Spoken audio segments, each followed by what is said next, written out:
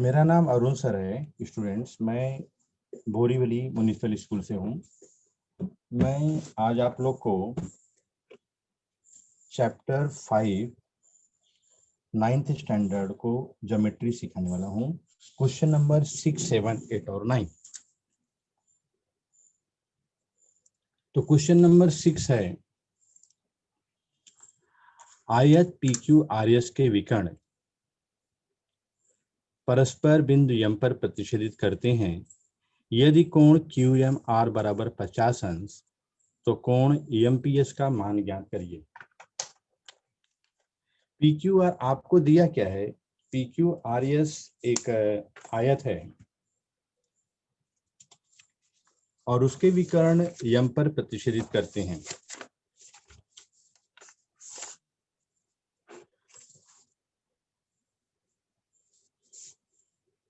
तो हम एक डायग्राम बनाया है हमने पी क्यू आर एस, वापस बना लेते हैं। रफली डायग्राम है पी क्यू आर एस एक आयत है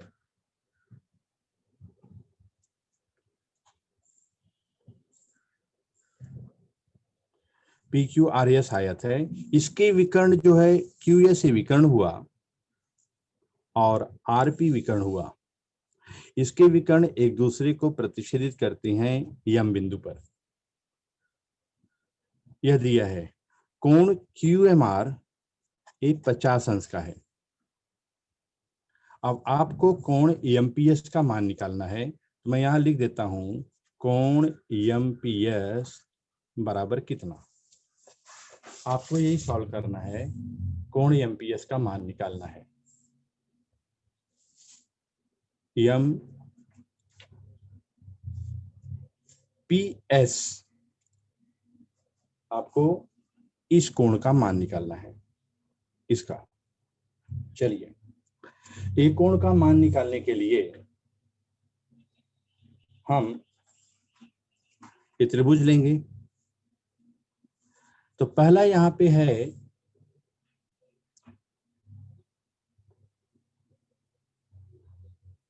आयत के विकर्ण परस्पर सर्वांगसम होते हैं। तो यहां लिखेंगे P R equal to Q S. ये देखिए, विकर्ण P R is equal to Q S.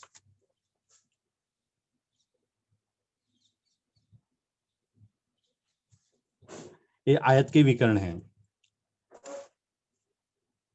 और एक दूसरे को प्रतिच्छेद करते हैं। जब ये सर्वांगसम होंगे, मतलब क्यू एस बराबर पी आर, तो इसका जो आधा होगा पी एम जो होगा, पी एम बराबर 1/2 पी आर, क्योंकि विकर्ण एक दूसरे को प्रतिच्छेदित करते हैं। तो ये जो पी एम की लंबाई होगी पी आर की आधी होगी। इसको देते हैं समीकरण 1, इसको देते हैं समीकरण 2। उसी तरीके से एम एस बराबर 1/2 क्यू एस, ये समीकरण 3 हुआ। देखिए, अब इन तीनों समीकरण को देखिए, P R equal to Q S, P M जो है ये पी आर का आधा है और एम एस जो है यह क्यू एस का आधा है। इन तीनों समीकरण से आपको निष्कर्ष मिलेगा कि पी एम बराबर M S, P M is equal to M S. यह आपको रिजल्ट मिला। अब इसको मार्क कर लेते हैं यहाँ पे, P M is equal to M S. अब ये दोनों त्रिभुज, ए त्रिभुज में भुजा पी एम बराबर भुजा एम एस की है। आप खाली त्रिभुज एम एस पी को देखो। जब दो भुजाएं बराबर हैं तो उनके सम्मुख कोण बराबर होते हैं। तो कोण, यह कोण, इसका सम्मुख कोण यह कोण है और एम एस भुजा का सम्मुख कोण ये कोण है। ये दोनों कोण सर्वांगसम होंगे। तो यहाँ पीएम के सामने का कोण क्या है? कोण पी एस एम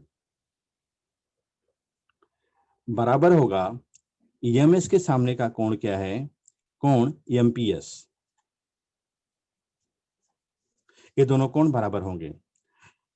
ये हमको आया समीकरण 1, समीकरण 2, समीकरण 3 से। यह है सर्वांग समभुजा का सम्मुख कोण। सर्वांग समभुजा का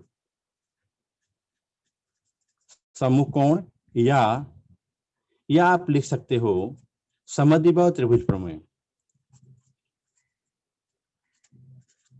समद्विबाहु त्रिभुज में दो भुजाएं सर्वांग सम हैं, तो उनके सामने का कोण जो है सर्वांग सम होता है। समद्विबाहु त्रिभुज प्रमेय।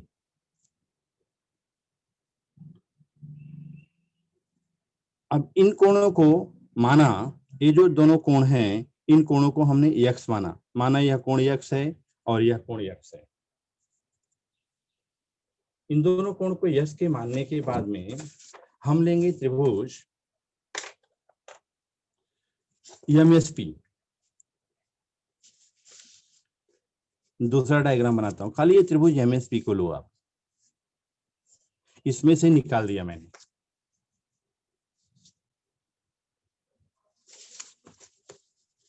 त्रिभुज एमएसपी ये निकाल दिया। यह कोण यक्स है और यह कोण यक्स है।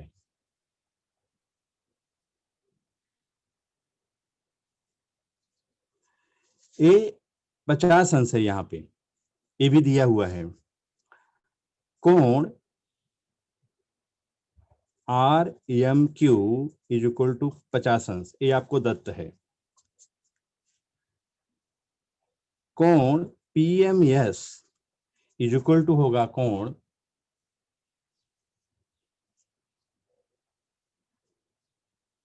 P M S is equal to कोण आर एम क्यू। ये है आपका शीर्षाभिमुख कोण, शीर्षाभिमुख कोण है, इसलिए कोण पी एम एस 50 अंश हो जाएगा। आर एम क्यू बराबर P M S, R M Q आपको 50 दिया है, तो कोण P M S is equal to, यहाँ पे लिखेंगे कोण P M S is equal to, ये 50 अंश है, तो यहाँ पे डाल देंगे 50 अंश। अब देखो एक कोण आपको 50 अंश मिल गया। अब इस त्रिभुज मैंने जो अलग से किया था, एक कोण 50 अंश आपको मिल गया। ये देखिए पूरा बड़ा डायग्राम है, यह 50 अंश है, तो इसके सामने का शीर्षामुख कोण 50 अंश होगा। हमने सिद्ध किया कि M S is equal to M P, तो त्रिभुज एम एस पी में दोनों भुजा सर्वांग सम है, एम एस और एम पी, तो इसके सामने का कोण ये सर्वांग सम होगा और इस कोण को हमने यक्स लिया। अभी हम लेते हैं त्रिभुज पी एम एस में। अभी त्रिभुज लिया हमने पी एम एस। त्रिभुज पीएमएस में आप ध्यान से देखना, कोण पीएमएस प्लस कोण पीएसएम प्लस कोण एमपीएस इज इक्वल टू 180 अंश। देखिए यह कोण, एक कोण और एक कोण, तीनों का माप 80 अंश होगा। त्रिभुज के तीनों कोणों के मापों का योग। पीएमएस कितना हमारे पास है, पीएमएस हमने प्रूफ किया है 50 अंश है। पीएमएस इज इक्वल टू 50 अंश प्लस एक्स बराबर 180 अंश। त्रिभुज के तीनों कोण के मापों का योग। अब यहाँ पे आएगा 50 अंश plus 2x is equal to 180। Therefore 2x is equal to 180 minus 50 को उधर लेके गए, घटाएंगे तो 130 अंश आएगा। 2x is equal to 130। Therefore x is equal to 130 upon 2, इसको काट दिया 65 अंश। Therefore x is equal to 65 अंश। आपका x कोण ए और ए दोनों आया था, तो आपका आ गया 65 अंश। और आपका क्वेश्चन है कोण एमपीएस का मान ज्ञात करो, इसलिए कोण एमपीएस बराबर 65 अंश, और ये आपका आंसर आ गया। इस कोण को निकालना था एमपीएस इज इक्वल टू 65 अंश। तो त्रिभुज को लिया एमपीएस और ये तीनों कोण के मापों का योग है 80 अंश, ये 50 अंश है, इसका शीर्षामुख कोण 50 अंश हुआ। और भुजा M S is equal to भुजा एम पी, तो दोनों के कोण बराबर हुए। अब त्रिभुज का सिद्धांत लगाएंगे, त्रिभुज के तीनों कोण के मापों का योग 180 अंश हुआ, इसमें यश का मान निकाल लेंगे और कोण M P S is equal to 65 degree. अब ये आपका क्वेश्चन नंबर 2 जो आपको यहाँ पे जाएगा क्वेश्चन नंबर 7।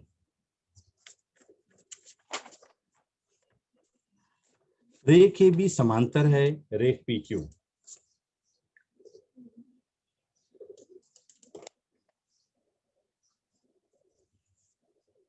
रेख ए बी समांतर है, देखिए रेख ए बी समांतर है रेख पी क्यू और रेख ए बी सर्वांगसम है रेख पी क्यू। देखो इसमें ये ए बी समांतर भी है, सर्वांगसम है, ए दत्त दिया हुआ है। नेक्स्ट है ए सी समांतर है पी आर के। देखिए ए सी समांतर है पी आर के और ए सी सर्वांगसम है पी आर के और ए सी सर्वांगसम है पी आर के। तुमको सिद्ध करना है बी सी समांतर है क्यू आर के और बी सी सर्वांगसम है क्यू आर, ये सिद्ध करना है आपको।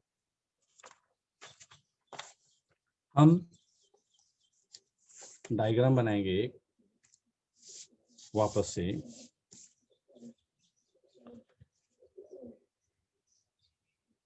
ए B P Q,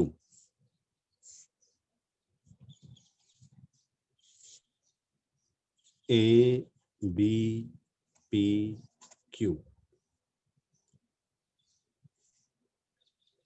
B C Q R,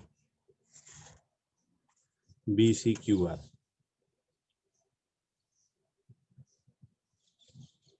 A C P R. देखिए हमको दिया क्या है, ए बी समांतर है पी क्यू के।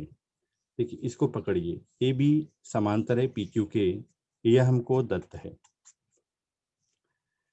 ए बी सर्वांगसम है पी क्यू के, यह भी हमको दत्त है। ए बी समांतर है पी क्यू के और ए बी सर्वांगसम है पी क्यू के। इसका मतलब हुआ कि ऊपर यहां लिख देते हैं चतुर्भुज ए बी क्यू पी में, चतुर्भुज ए बी क्यू पी में ए बी समांतर है पी क्यू के और ए बी सर्वांगसम है पी क्यू के, इसलिए चतुर्भुज ए बी पी क्यू यह समांतर चतुर्भुज हुआ। लिखेंगे यहाँ पे चतुर्भुज ए बी पी क्यू समांतर चतुर्भुज है। कारण एक ही चतुर्भुज की, देखिए एक ही ए बी क्यू पी में एक ही भुजा समांतर भी है और एक ही भुजा सर्वांगसम भी है। आइए एक ही त्रिभुज की एक ही भुजा समांतर है और एक भुजा सर्वांगसम है, तब उसको हम समांतर चतुर्भुज कहते हैं। एक ही भुजा सर्वांगसम और समांतर है, इसे हम, यह समांतर चतुर्भुज हुआ। अब आगे है दूसरा, नेक्स्ट दिया हुआ है तुमको। अच्छा ए बी पी क्यू समांतर चतुर्भुज हो गया, तब ये जो बची हुई भुजा है ना ए पी और बी क्यू, तो निष्कर्ष निकालेंगे ए पी समांतर होगा बी क्यू के और ए पी सर्वांगसम होगा बी क्यू के। ए हमको मिला, ए पी समांतर है बी क्यू के और ए पी सर्वांगसम है बी क्यू के। अब दूसरा दत्त दिया हुआ है आपको,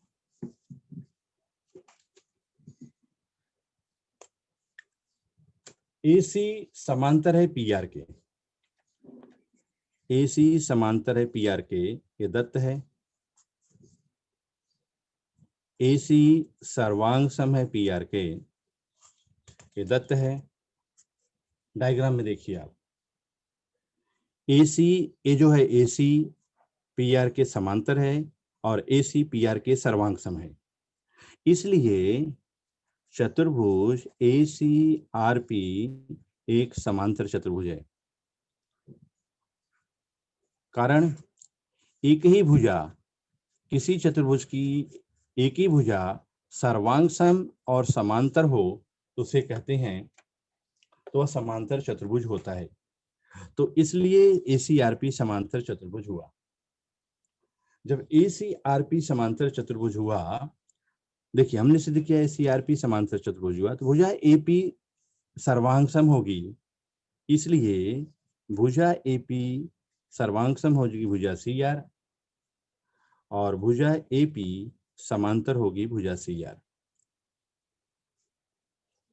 यदि किसी समांतर चतुर्भुज की सम्मुख भुजा, इस चतुर्भुज को हमने ऑलरेडी समांतर सिद्ध किया है, एसीआरपी को समांतर सिद्ध किया है, तो उसकी ये सम्मुख भुजा है, वो समांतर भी होगी और सर्वांग सम भी होगी। तो हमने पहले सिद्ध किया ए बी क्यू पी एक समांतर चतुर्भुज है, और मिला हमको एपी सर्वांग सम बी क्यू और AP is equal to B Q.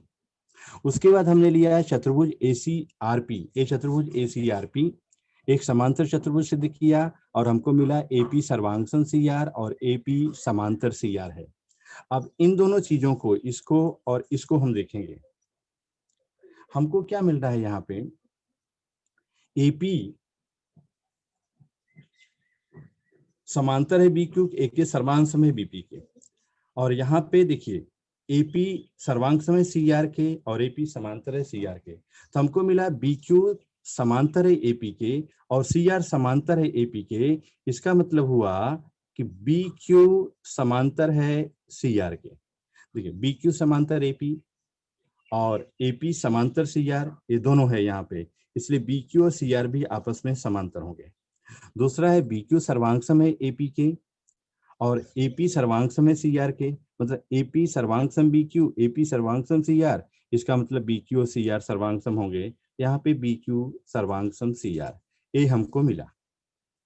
B Q समांतर सी आर और बी क्यू सर्वांग सम सी आर। अब देखेंगे यहाँ पे बी क्यू समांतर सी आर और बी क्यू सर्वांग सम सी आर, ये हमको मिला है। इसे डाल देंगे समीकरण 1, इसे डाल देंगे समीकरण 2, समीकरण 1 और 2 से हमको मिला है बी क्यू समांतर है सी आर के और बी क्यू सर्वांग सम है सी आर के। तो आपको सिद्ध क्या करना था, बी क्यू समांतर सी आर के और बी क्यू सर्वांग सम सी आर के, यही आपको सिद्ध करना था।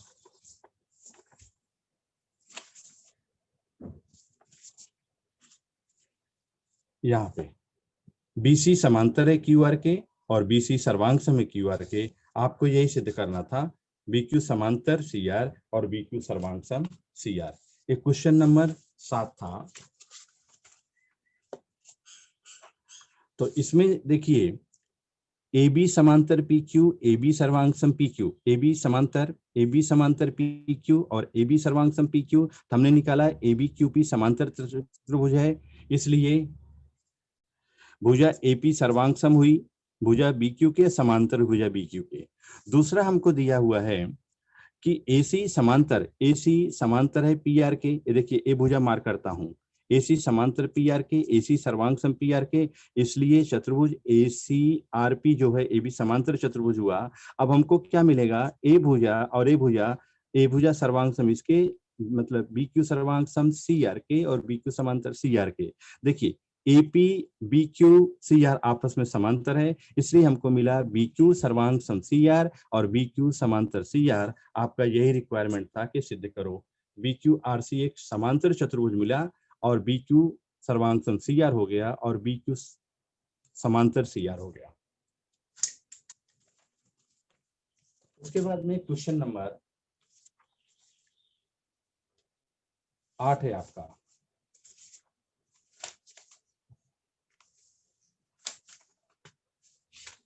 क्वेश्चन नंबर 8 यहाँ पे है, दत्त इसमें दिया हुआ है ए बी सी डी एक समलंब चतुर्भुज है, ए बी समांतर है डीसी के, एडी का मध्य बिंदु, देखिए एडी का मध्य बिंदु पी है और BC का मध्य बिंदु Q है, P जो है AD का मध्य बिंदु है और Q जो है BC का मध्य बिंदु है।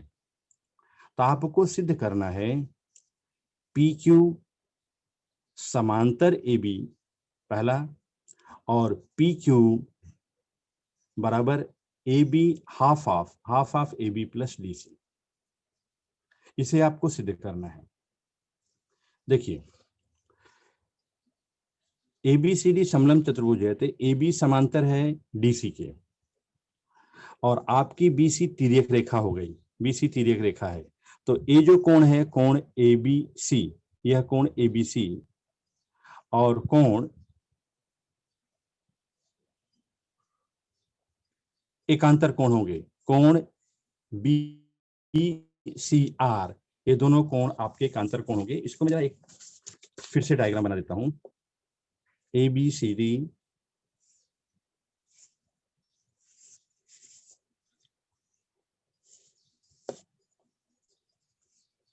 समलंब चतुर्भुज है, P मध्य बिंदु है, Q मध्य बिंदु है, ज्वाइन किया। देखिए DC को बढ़ाया हमने, DC को बढ़ाया और यहाँ पे AQ को मिलाते हुए हमने रेखा खींचा और एक दूसरे को R तक मिलते हैं। हमको सिद्ध करना है, साध्य हमारा है PQ समांतर AB पहला और PQ is equal to 1/2 AB plus DC।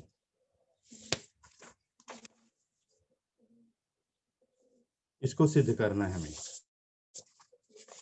तो ABCD एक समांतर चतुर्भुज दिया हुआ है। तो समांतर चतुर्भुज में भुजा AP सर्वांग सम जो है, भुजा AB समांतर है भुजा DC के।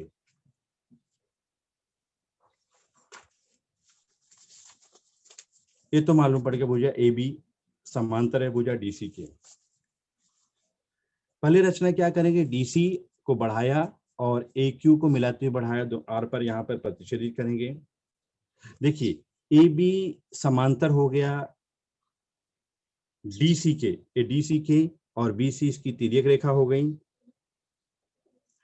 कोण ABC, यह जो कोण है ABC सर्वांग सम होगा कोण RCB के, इसके सर्वांग सम होगा। कोण ACB देखिए एकांतर कोण है, यह कोण सर्वांग सम हुआ इसके। इसका मतलब हुआ कि ABQ सर्वांग सम हुआ RCQ के। अब हम क्या, Q मध्य बिंदु है तो BQ is equal to QC हुआ और ये देखिए एक कोण BQA और कोण CQR, यह कोण सर्वांग सम हुआ। इसलिए त्रिभुज ABQ सर्वांग सम त्रिभुज RCQ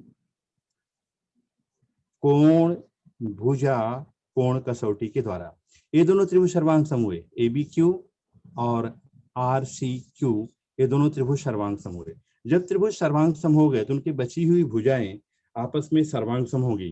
तो भुजा AB, देखिए ये भुजा AB सर्वांग सम है भुजा RC। सर्वांग सम त्रिभुजों की संगत भुजाएं, भुजा AB सर्वांग सम भुजा RC और AQ, भुजा AQ जो AQ है भुजा AQ सर्वांग सम भुजा QR, यह भी सर्वांग सम त्रिभुजों की संगत भुजाएं। तो मेन हमने सिद्ध किया कि त्रिभुज ABQ और त्रिभुज RCQ सर्वांग सम हुए। तो भुजा AQ सर्वांग सम भुजा QR और भुजा CR सर्वांग सम भुजा BA, दो भुजाएं मिली। अब हमको सिद्ध करना है ABCD एक समलंब चतुर्भुज है। देखिए ABCD एक समलंब चतुर्भुज है, दिया हुआ है। तो AB जो है समांतर है DC के, यह आपका दत्त हो जाएगा। सिद्ध करना है कि PQ समांतर AB के, PQ AB के समांतर है। चलिए अब आते हैं त्रिभुज ADR में। त्रिभुज एडीआर हम अलग से निकाल लेते हैं। त्रिभुज एडीआर में, त्रिभुज एडीआर में पी जो है एडी का मध्य बिंदु है, क्यू बीसी का मध्य बिंदु है, ये दिया हुआ है, ये दोनों बिंदु को मिलाने वाली रेखा है। अब आपको क्या मिल, दोनों बिंदु को मिलाने वाली रेखा पी क्यू जो होगी, पी क्यू ए हो जाएगी समांतर डी आर के। ए बी सी डी समलंब चतुर्भुज है, तो ए बी समांतर है डी सी के, क्योंकि ये समलंब चतुर्भुज आपको दत्त दिया हुआ है। इन दो समीकरणों से देखिए, पी क्यू समांतर है डी आर के, डी आर की जगह हम लिख सकते हैं पी क्यू समांतर डी आर बोलिए या डीसी बोलिए, D R D C same ही है। अब इन दोनों की तुलना करो, ए बी समांतर है डीसी के और पी क्यू समांतर है डीसी के, दोनों समांतर है, इसलिए ए बी समांतर हो गया पी क्यू के, और यही आपका रिक्वायरमेंट था पहला, ए बी समांतर है पी क्यू के, ए बी समांतर है पी क्यू के, ये पहला रिक्वायरमेंट था।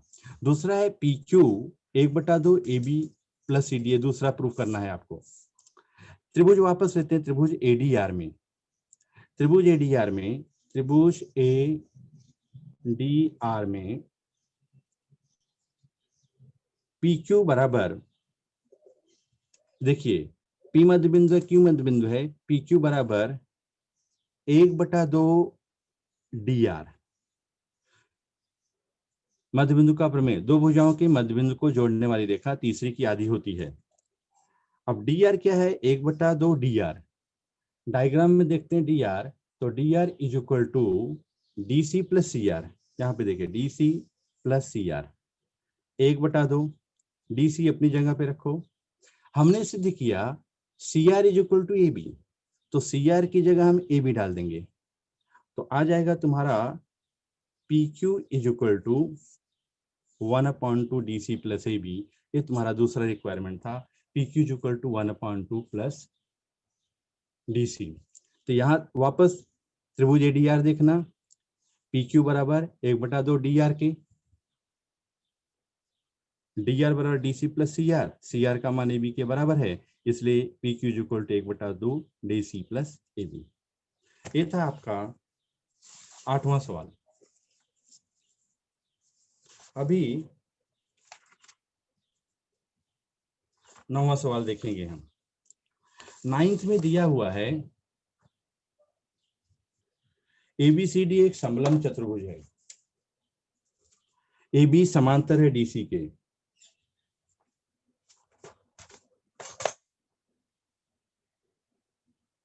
ए बी समांतर है डीसी के, यम और एन क्रमशः विकर्ण एसी डीबी के मध्य बिंदु हैं। देखो यम मध्य बिंदु है एसी का, मतलब ए एम इक्वल टू होगा सी एम, ध्यान रखना। एन मध्य बिंदु है डीबी का, तो D N is equal to होगा एन बी, ये मैं इक्वल साइन मार कर देता हूं। तुमको सिद्ध करना है एम एन जो है, एम एन समांतर है ए बी के, एम एन समांतर है ए बी के, आपको सिद्ध करना है एम एन समांतर ए बी के। मतलब अगर आप सिद्ध कर सकते हो कि एम एन समांतर टी बी के, तो ए बी आ जाएगा आपका। अब टी बी के लिए क्या लेंगे, त्रिभुज डी टी बी लेंगे हम। अब उसके लिए क्या करेंगे, भुजा डी सी, देखिए भुजा डी सी समांतर है ए बी के, क्योंकि ये समलंब चतुर्भुज है, और ए सी तिर्यक रेखा है। कोण डीसीए, ये जो आपका कोण डीसीए, ये सर्वांग सम होगा कोण बीएसी के, ये इसके सर्वांग सम होगा। और कोण एएमटी, यह कोण सर्वांग सम होगा सीएमडी के, इस कोण के सर्वांग सम होगा।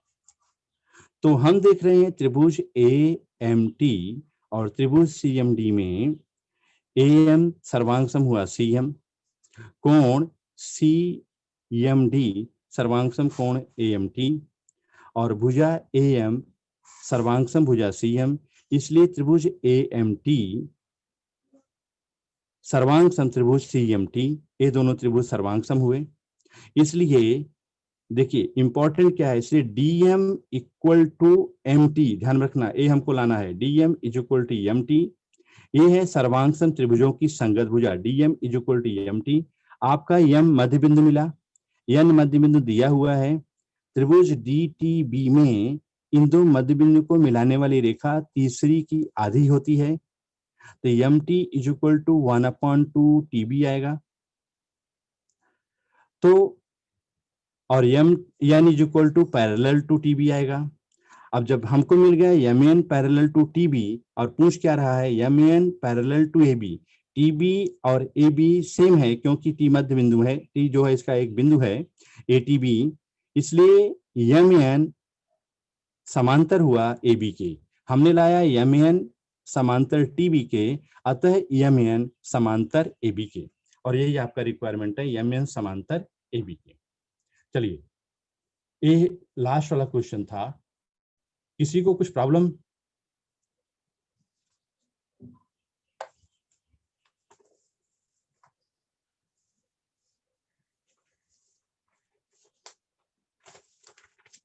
किसी को कुछ प्रॉब्लम?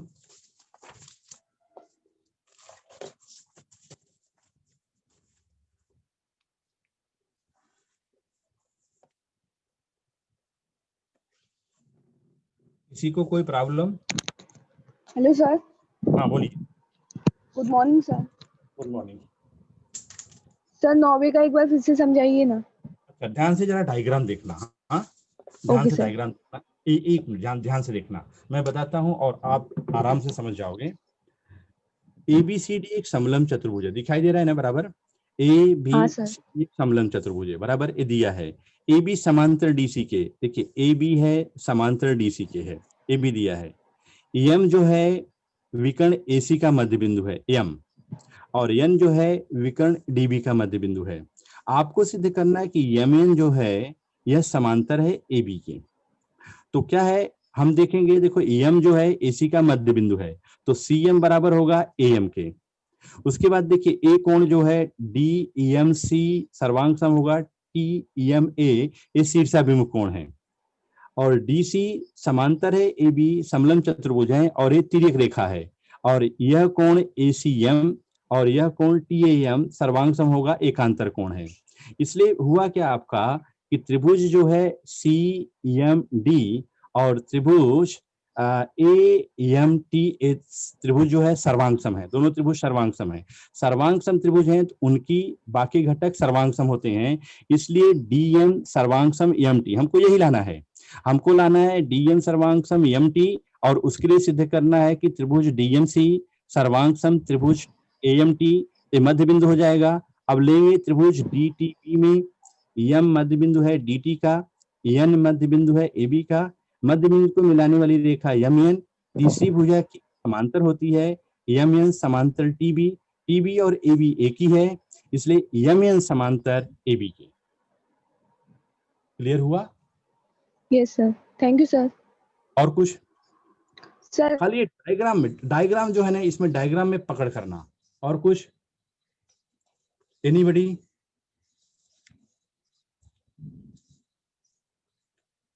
ये सब डायग्राम में ही पूरा एक्यूरेट करते हैं।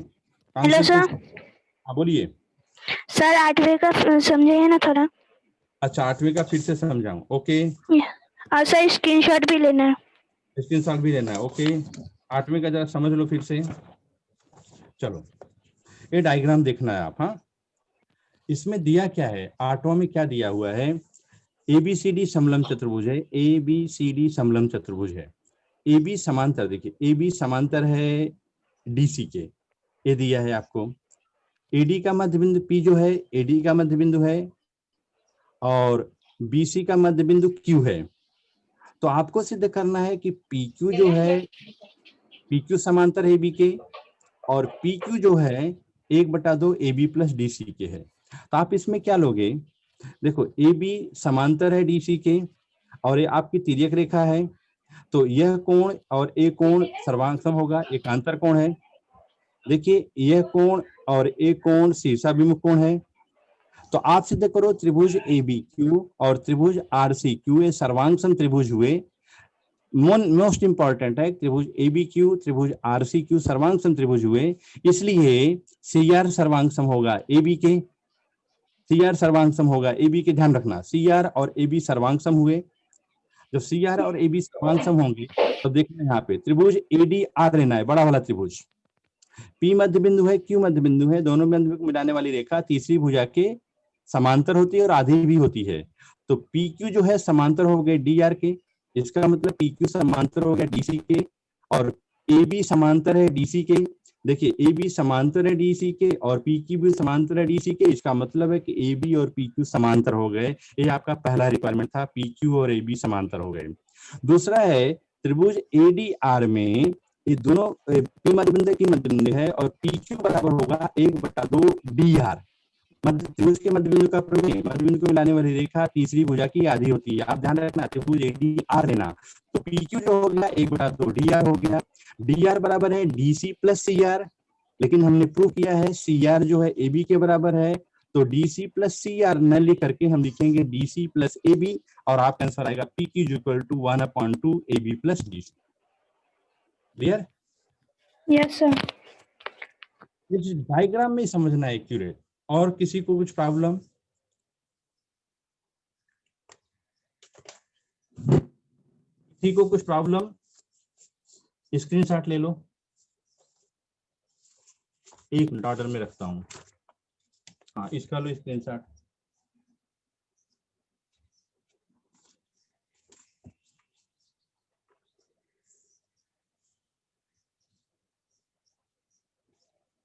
पेज 1 लिया?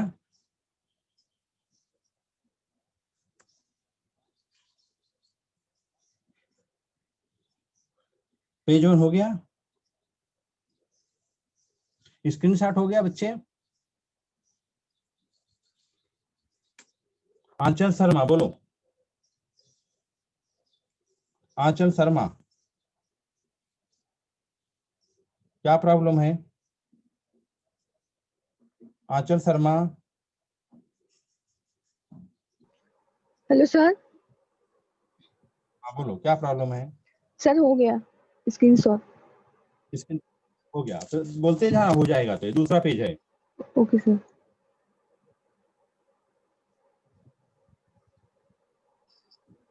हो गया सर। हो जाएगा, मुझे हो गया। Yes sir. अच्छा एक ये तीसरा पेज है, रुको जरा, पेज 3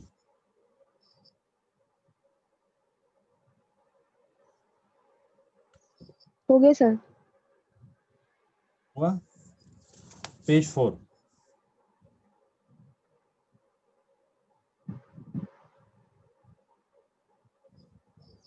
हो गया सर। हो गया। एक मिनट,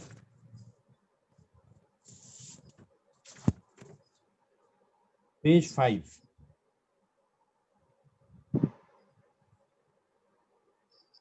हो गया सर। ऊपर मैंने लिखा हुआ है। हाँ पेज 6 अच्छा। देखोगे तो पेज हमने लिखा हुआ पेज 6। हो गया सर। दो पेज और है, पेज 7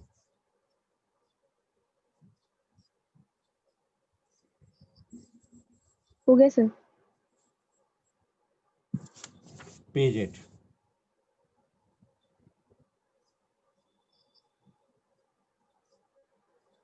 हो गया सर। ओके। Any problem? और किसी को कुछ problem? No sir. Any students any problem? बंद करूं मैं? क्यों? All the best. चलो सर जी